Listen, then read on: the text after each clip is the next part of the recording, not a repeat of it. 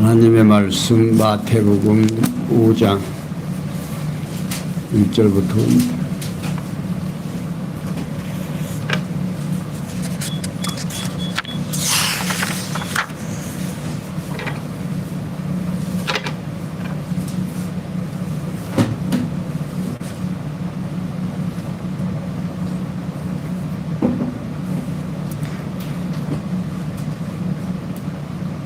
마태복음 5장 1절부터입니다.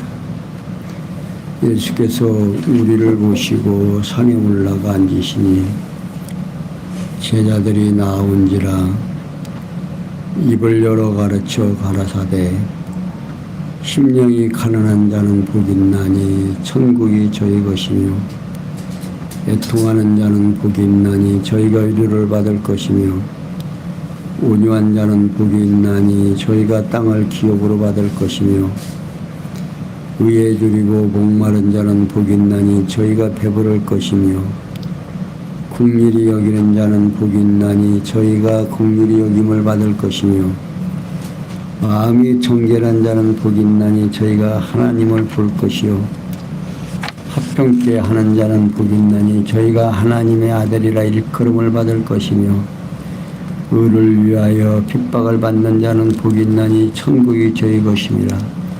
나를 위하여 저희를 욕하고 핍박하고 거짓으로 저희를 거스려 모든 악한 말을 할 때에는 너희에게 복이 있나니 기뻐하고 즐거워하라.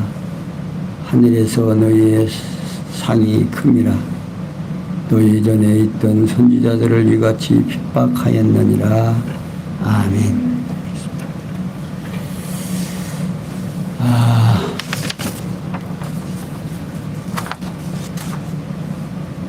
지금까지 예수님이 이 땅에 나시고 예수가 그리스도이심을 우리에게 확증시켜 주시기 위하여 복음서를 주셨습니다. 마태, 마가, 누가, 요한 복음이 결국 예수가 누구냐, 예수가 그리스도라는 사실을 확증하기 위해서 여러 방향에서 설명하고 있습니다. 근데 이 마태복음은 예수님의 직임입니다. 그러니까 구약의 직임 중에는 선지직, 제사직, 왕직 이 세 가지 직임을 가지고 있는데 그 직임을 마태복음에서 계속해서 설명해 주고 있습니다. 그래서 오늘은 예수님께서 선지자 직임에 의한 모습을 우리에게 보여주지요. 그러니까 마태복음 5장에서 16장 12절까지 예수서 구약의 언약을 이루시려고 오신 그리스도이심을 선지자 직임에 의해서 성취하심으로 증거하는 내용입니다. 그 내용 가운데 말씀과 표적에 의한 모습이 5장에서 9장까지 설명이 되어 있고 또 이제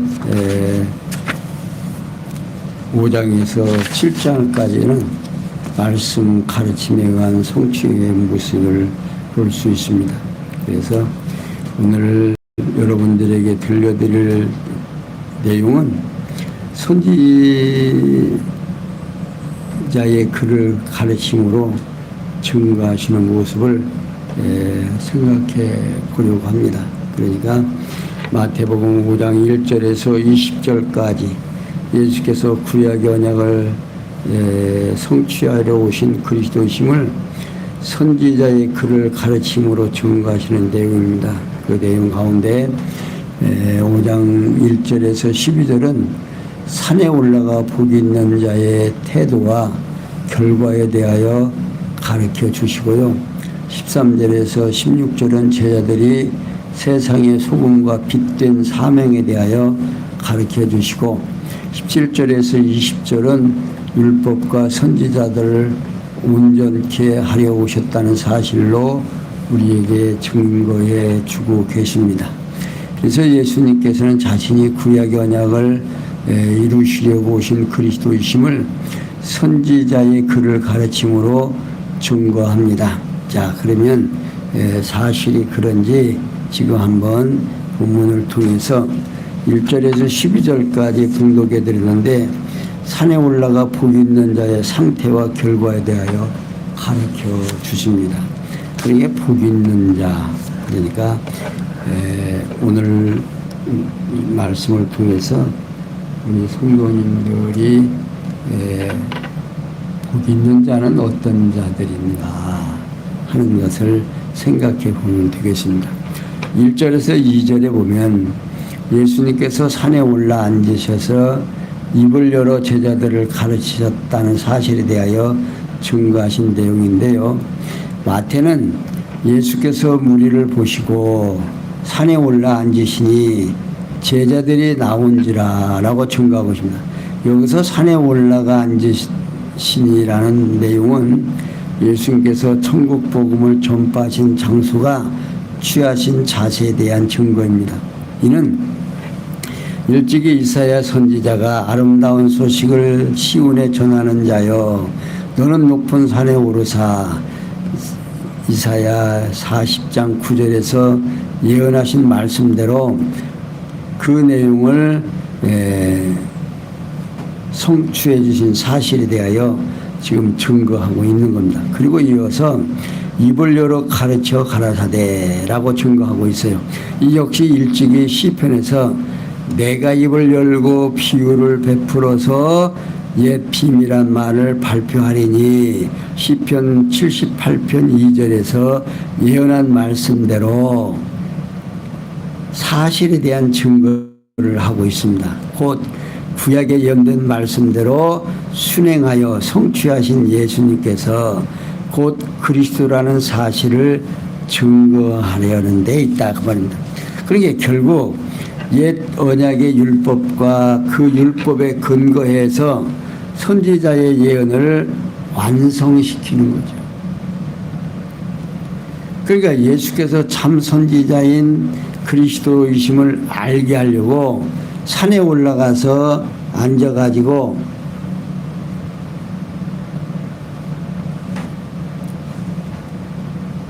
이렇게 여러 가지를 하나하나 가르쳐 주시는 겁니다. 자, 그러면서 3절에서 12절에 보면 예수님께 제자들에게 다양한 상태와 형편에 의한 자들마다 어떻게 복이 있다 그 말입니다. 첫째, 심령이 가난한 자에게는 복이 있나니 천국이 저희 것이며. 자, 여기 가난한 자는요, 육신적으로는 부자들이나 이방 권력자들에게 경제적으로 토지나 재물을 수탈당하고 정치적으로나 사회적으로 억압을 받으며 살아가는 자들을 말하고 있습니다. 이렇게 육신적으로는 약하지만 어떻게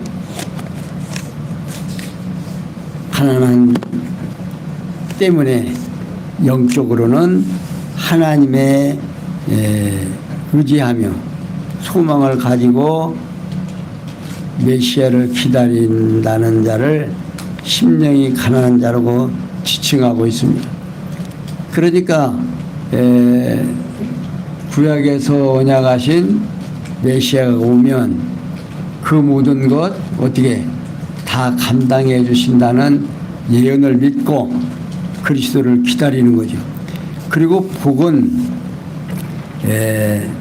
마카리오스라고 하는 말인데 히브리에서 마르크라고 하는 말과 같은 의미로 구약에서 언약자 선언의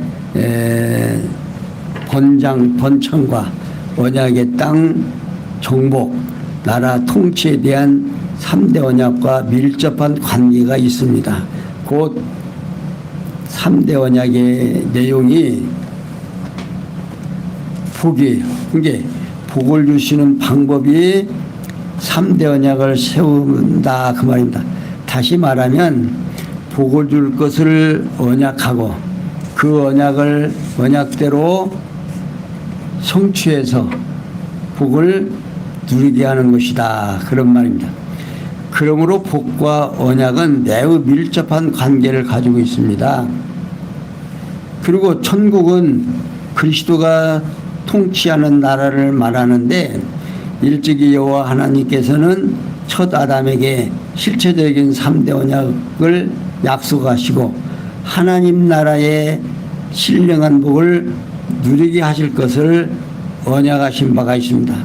그것이 어디에서 나오느냐면 창세기 1장 28절에서 생육하고 번성하고 땅을 정복하고 다스리라 이 복으로 준 거다 그 말이에요. 그리고 아브라함을 비롯한 이스라엘 열조에게 우영적인 3대 언약을 세우시고 이를 성취해 주셨습니다. 그것이 창세기 12장에서부터 36장까지 쭉 설명되고 있죠. 그리고 첫 아담에게 언약하신 천국 곧 둘째 아담이신 그리스도의 나라를 신령한 복으로 누리게 하실 것을 언약하신 계시 사역입니다. 또한 이사야 선지자로 여호와께서 내게 기름 부으사 가난한 자에게 아름다운 소식을 전하게 하여 주실 거라는 사실을 이사야 61장 1절 66장 2절을 참고하시면 되겠습니다.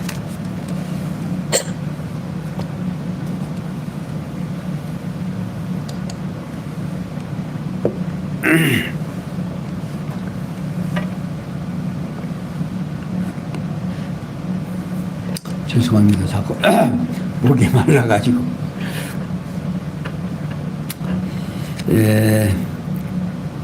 그러니까 예언해 놓으시고 그 예언이 역사 위에서 하나하나 이루어지는, 그러니까 심령이 가난한 자가 하나님 나라의 신령한 복이 있는 이유에 대하여 지금 가르쳐 주는 것은 예수 자신이 참 선지자인 그리스도라 이심을 지금 확증해 주시는 계시 사역입니다. 결국 이방 대적에게 나라를 빼앗기고 억압을 당하며 살아가는 택한 백성에게 복이 있는 이유는 그리스도가 오셔서 다시 다스릴 천국 곧 신령한 나라가 그들의 소유가 되기 때문이다 그 말입니다. 그러면서 두 번째, 애통하는 자는 복이 있나니 저희가 위로를 받을 것이며. 자, 여기 애통이라는 말은요, 슬프다, 애도하다, 애통하다 등의 뜻을 가지고 있습니다. 따라서 애통하는 자는 외적으로는 부자나 이방 권력자들에 의해서 경제적인 수탈과 정치적 또는 사회적으로 억압을 받으며 살아가는 자들을 말하고, 내적으로는 저의 권세에 억눌려 근심한 신령한 고통으로 이에 슬퍼하며 통회하는 자들을 가리키는 말입니다. 그리고 위로는 잘못에 대한 용서와 회복을 말하는데, 일찍이 여호와 하나님께서는 이사야 선지자로 하여금 심령에 통회하며 나의 말에 떠는 자는 그 사람은 권고하시리라 하고 이사야 66장 2절에서 예언하도록 섭리를 하십니다. 이러한 예언대로 여호와 하나님께서는 부자나 이방 권력자들을 경제적으로 수탈과 정치적이나 사회적인 억압 아래서 슬퍼하며 통회하는 이스라엘 백성의 최종 용서하시고 대적을 멸하여 나라를 회복해주는 역사적인 사상이 있다고 말이다. 그 내용이 스가랴에서 느헤미야까지 쭉 설명되고 있습니다. 자, 그러면서 셋째로 온유한 자는 복이 있나니 저희가 땅을 기업으로 받을 것이며 라고 가르칩니다. 여기서 온유함이라고 하는 말은요, 가난한, 고통받는, 겸손한, 온유한 등의 뜻을 가지고 있습니다. 그래서 히브리어의 아나우라는 말과 뜻이 같은데, 따라서 본문에서 온유한 자를 고통받는 자라고 번역하는 것이 전체적인 문맥으로 보아서 자연스럽습니다. 그리고 땅은 땅 또는 세상이라는 뜻을 가지고 있습니다. 따라서 본문에서 땅을 세상이라고 번역하는 것이 전체적인 문맥으로 보아서 자연스럽습니다. 일찍이 다윗은 오직 온유한 자는 땅을 차지하며 풍부한 화평으로 즐거워하리로다. 시편 37편 11절에서 예언한 바가 있습니다. 여기 온유한 역시 히브리어로 아나우라고 하는 말인데 고통받는 이라는 뜻으로 번역이 됩니다. 따라서 다윗이 예언한 대로 이방 대적의 고통을 받던 이스라엘 백성이 가나안 땅을 유업으로 받아가지고 살게 된 사실이 있죠. 이는 신약 시대의 악의 권세에게 고통받는 자가 천국 백성이 되어 온 세상을 기업으로 받게 될 것에 대한 언약인 겁니다. 그러므로 언약대로 오신 예수께서 고통받는 자가 하나님 나라에 신령한 복이 있는 이유에 대하여 가르치는 것은 예수 자신이 참 선지자인 그리스도이심을 확증해 주는 내용입니다. 그러면서 셋째로 의를 줄이고 목마른 자는 복이 있나니 저희가 배부를 것이며 라고 말하고 있습니다. 여기 의라고 하는 말은요, 히브리어로 제테크라고 하는 동일한 뜻으로서 여호와 하나님께서 창세전에 작정하신 영원한 뜻에 따라서 세우신 언약의 말씀을 의미하고 있습니다. 최종적으로는요, 말씀이 육신이 되어 하나님의 의로우신 그리스도를 가리키는 말인데, 여기에 의에 줄이고 목마른 자는 새 언약의 말씀을 듣지 못해 심한 갈증을 느끼는 자를 말하고 있습니다. 아모스 8장 11절에 있는 말씀이죠. 곧 여호와께서 언약하신 말씀이 육신이 오시는 그리스도를 목마르게 기다리는 자들을 가리키는 말입니다. 그렇게 일찍이 여호와께서 이사야 선지자로 너희 목마른 자들아 물로 나오라, 나를 청종하라. 너희가 좋은 것을 먹을 것이며 너의 마음이 기름진 것으로 즐거움을 얻으리라. 너희는 귀를 기울이고 내게 나와서 들으라. 너희 영혼이 살리라 라고 이사야 55장 1절에서 3절까지 예언한 바가 있습니다. 그 예언하도록 섭리하신 이 예언은 1차적으로는 이스라엘 백성 역사 과정에서 그 백성에게 성취되었으나 최종적으로 언약대로 그리스도가 오셔서 택한 백성을 신령한 양식으로 풍성하게 먹이시도록 성취된다 하는 겁니다. 그러므로 언약대로 오신 예수께서 의에 줄이고 목마른 자가 하나님 나라에 신령한 복이 있는 이유에 대하여 지금 가르쳐주고 있습니다. 그러면서 다섯 번째로 긍휼히 여기는 자는 복이 있나니 저희가 긍휼히 여김을 받을 것이며,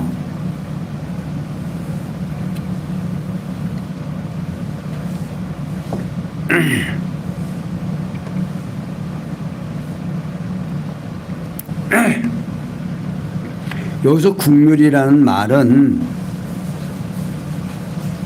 자비로운 동정적인이라는 뜻을 가지고 있습니다. 일찍이 다윗이 시편에서 자비한 자에게는 주의 자비하심을 나타내시며 시편 18장 25절에서 노래한 사실이 있습니다. 이 노래는 죽일 수 있었던 사울을 죽이지 아니하고 자비를 베푼 다윗에게 여호와께서 자비를 베풀어 이스라엘의 왕위가 오르게 하신 섭리를 노래하고 있습니다. 사무엘상 24장 1절에서 7절까지 있는 말씀입니다. 이는 악당들에게 붙잡혀 고난을 당하실 때에 천군을 동원하여 그들을 다 멸망할 수 있겠으나 감사합니다.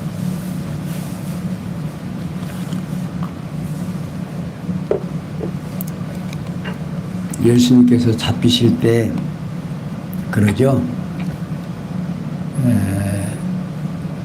칼을 제자가 칼을 빼서 말구의 귀를 떼어놓아 버리니까 너 칼을 집어넣어라.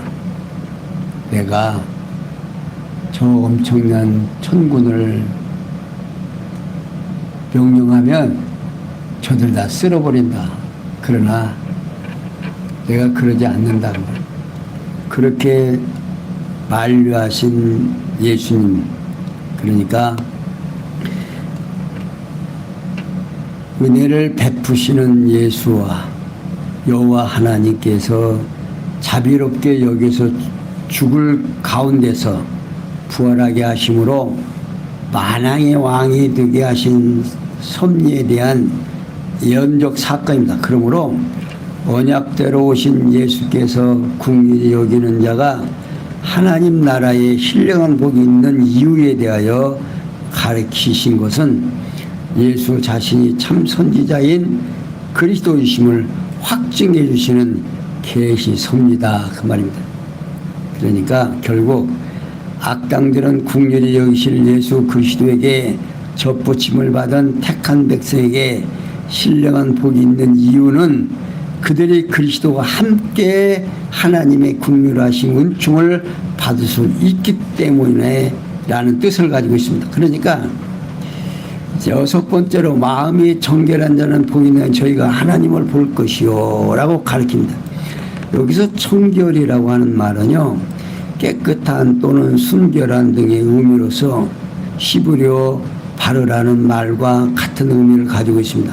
그런데 같은 의미의 헬라어 하그노스라는 거룩함을 의미하는 어근과 관계를 가지고 신적인 것과 관련하여 사용되는 반면에 하다로스는 사람이나 사물에 관련하여 거룩한이라는 의미로 이해하면 됩니다. 일찍이 다윗이 시편에서 여호와의 산에 오를 자는 마음이 정결한 자로서 그는 복을 받고 하나님께 의를 얻는 자녀며 여호와를 찾고 하나님의 얼굴을 구하는 자라고 노래한 사실이 있습니다. 이러한 노래는 다윗이 여호와의 궤를 운반 오벳 에돔의 집에서 시온으로 옮길 때 부른 노래입니다. 그러니까 다윗이 궤를 옮기면서 얼마나 신나게 춤을 춥니까? 그러니까 그 춤을 추는 것을 보고 그 부인이 웃어버리죠.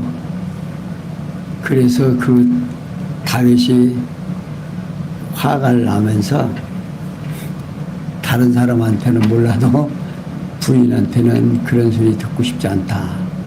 그래가지고 그 뒤로 그 부인을 다시 찾지 않았다는 내용이 있습니다. 이렇게 하나님께서는 우리로 하여금 대속을 통해서 거룩히 하시는 예수 그리스도의 실체적인 성도가 신령한 복이 있는 이유는 그들이 그리스도와 함께 하나님을 바라보며 섬길 수 있기 때문에 그렇다면. 그러니까 여기서 지금 복이 있는 자들은요, 누구와 연결되느냐면 예수 그리스도와 연결이 됩니다. 그러니까 여기서 복이라고 하는 것은 가장 중요한 것, 천지를 창조하시고 우리의 복과 화를 주관하시는, 또 구약에서 언약하신 그리스도가 오면 그에게 접붙임 받고 함께 하는 자들에게는 뭐가 이렇게 복이 있다고 말한다. 그러면서 7번째, 화평케 하는 자는 복이 있나니 저희가 하나님의 아들이라 일컬음을 받을 것이며 라고 가르치고 있습니다. 여기서 화평케 하는 자는요,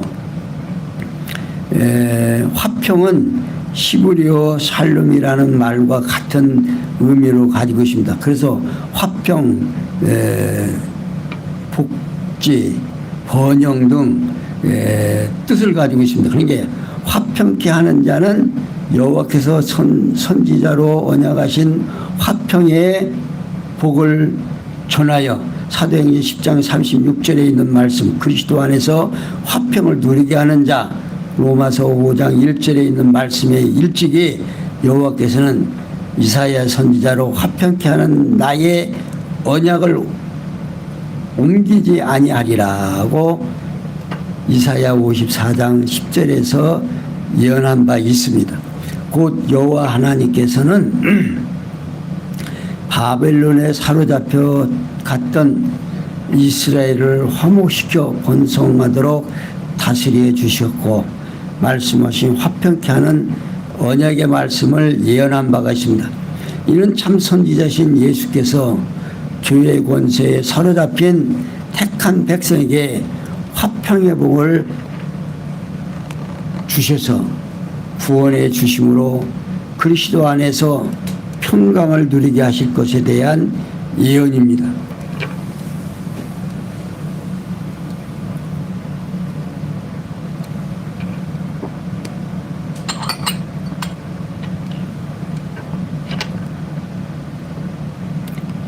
이렇게 참 선지자이신 예수께서 죄의 권세에 사로잡혀 있는 택한 백성들에게 화평의 복음에 대하여 예언해 주고 있습니다.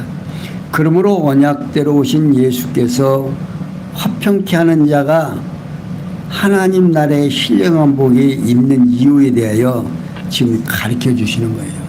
그러니까 예수자지 참 선지자이신 그리스도심을 확증해 주는 계시서입니다.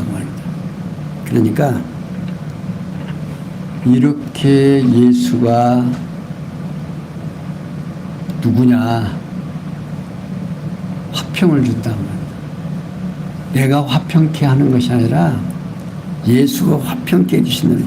그러면 8번째로, 의를 위하여 핍박을 받는 자는 복이 있나니 천국에 저희가 오시며 라고 가르칩니다.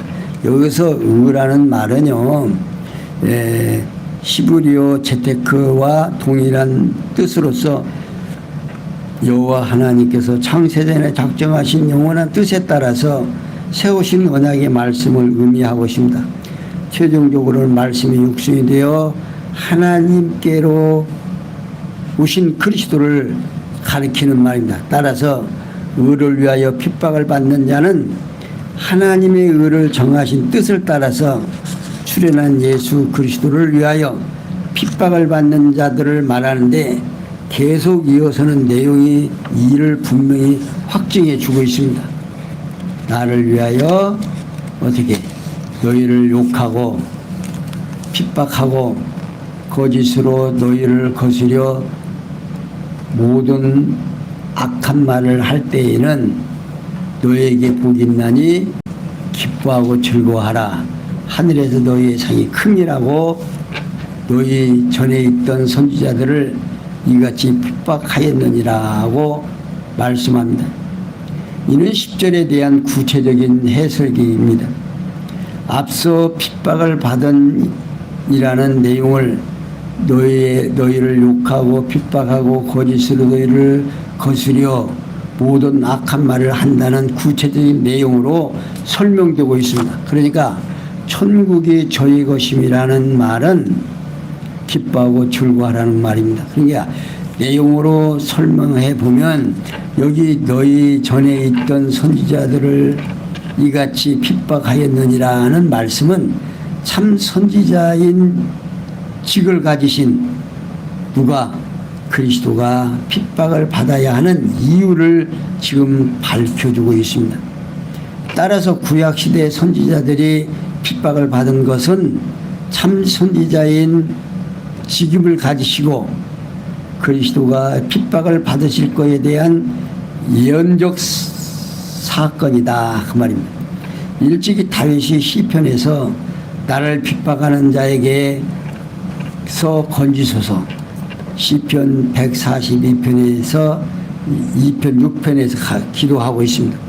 그리고 예레미야 선지자가 나를 핍박하는 자에게 보복하시고 예레미야 15장 15절에서 간구하고 있죠.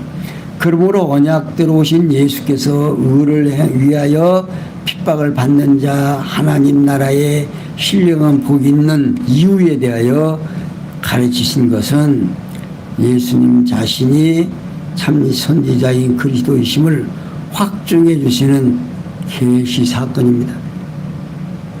결국 여호와 하나님의 정하신 뜻을 이루기 위해서 핍박을 받는 예수 그리스도의 지체인 성도가 신령한 복이 있는 이유는 그들이 그리스도와 함께 하나님의 나라를 기업으로 받을 수 있기 때문이다 그 말입니다.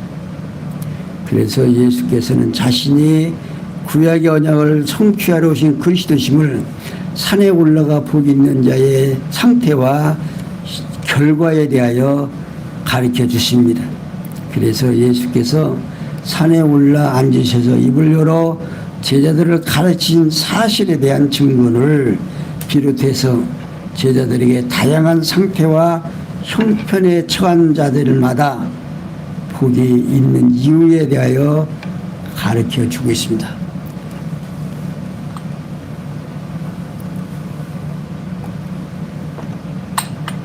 오늘은 좀 짧게 해야겠습니다. 아무래도 더 계속하는 것이 좀 불편한 것 같습니다. 네, 오늘은 여기까지 설명해 드려요. 그러니까 결국 복이 누구로부터 오느냐. 이 복은 예수 그리스도를 좀 가르치는데 우리에게 이 말씀을 가르쳐 주는 것은 예수와 붙은 자들은 우리 성도들은 지금 8가지의 복이 어떻게 했다? 있다 그 말입니다. 그게 내 복이 아니에요. 그리스도가 오셔서 우리로 하여금 교회의 머리가 되시고 머리 되신 그분을 믿는 우리들이 결국 뭐다? 복이 있다고. 이게 주님을 믿고 의지하는 모든 성도가 복이 있다는 사실을 지금 우리들에게 알게 해서 우리로 하여금 심령의 위안을 받고 이 땅을 위해서 어떠한 어려움과 힘든 일이라도 견딜 수 있는 그러한 삶을 살게 하기 위하여 오늘 우리에게 주어진다는 사실을 기억하시면서 오늘도 힘내시는 우리 성도님들 되시길 바라면서 오늘은 여기까지만 설명해 드렸습니다. 기도합니다. 영광의 하나님, 우리에게 주어지는 이 놀라운 사실을 우리 하나님 함께 하시고 저희들로 하여금 이 귀한 말씀이 깨닫고 이 깨달은 말씀 따라서 살아갈 수 있도록 은혜 베풀어 주시옵소서. 모든 것이 함께 선을 이룰 줄 믿사옵고 예수님의 이름으로 기도하옵나이다. 아멘.